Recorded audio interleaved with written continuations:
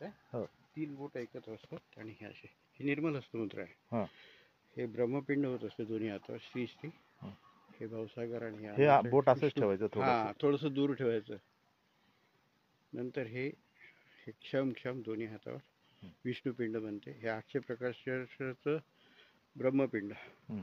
1100 प्रकाश वर्षाचं विष्णुपिंड आणि हे सहस्त्रार आणि हे मिळून बनते रुद्रपिंड दोन्ही हातांवर. ओके. ते 3800 प्रकाश वर्षाचं बनते.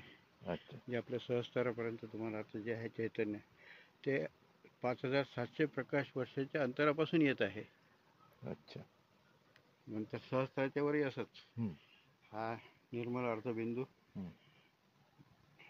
क्षम क्षम क्षम क्षम दोन्ही हातावर. हं. मग निर्मल बिंदू ओम ओम ओम ओम दोन्ही हातावर. हे 3800 प्रकाश वर्षाचे त्याच्यावर बनलं 1100च्या वर. आणि हे निर्मल वलय श्री श्री श्री श्री. अच्छा. हे 800 टोटल झाले 11400 प्रकाश वर्ष. अच्छा. इतक्या दुरून सगळे येऊन आलं तुम्हाला. आता हे डाव्या हाताला आहे हे 3च जाळे आहेत कारण त्रिपुरा म्हटलेला हां. आहे. एक पुरा म्हणजे आपण श्वास घेतो तो आहे. हां. दुसरा पुरा म्हणजे श्वास थांबतो थोडा वेळ. अच्छा. ऑक्सिजन कार्बन डायऑक्साईड घेऊन जेवण हां. आणि तिथे पुन्हा श्वास सोडतो ते. अच्छा.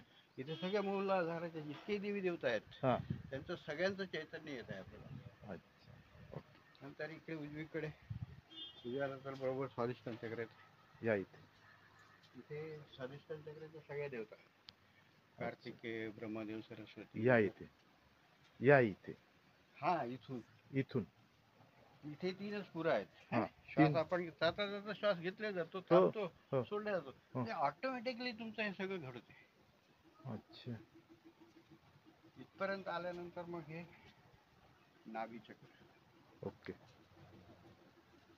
इथपर्यंत. ओके. हे भावसागर अच्छा. येते. हे भावसागर. हा ओके.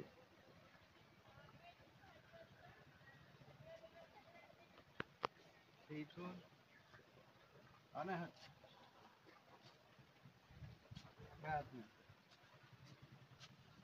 हा जो त्रिकोण आहे अच्छा.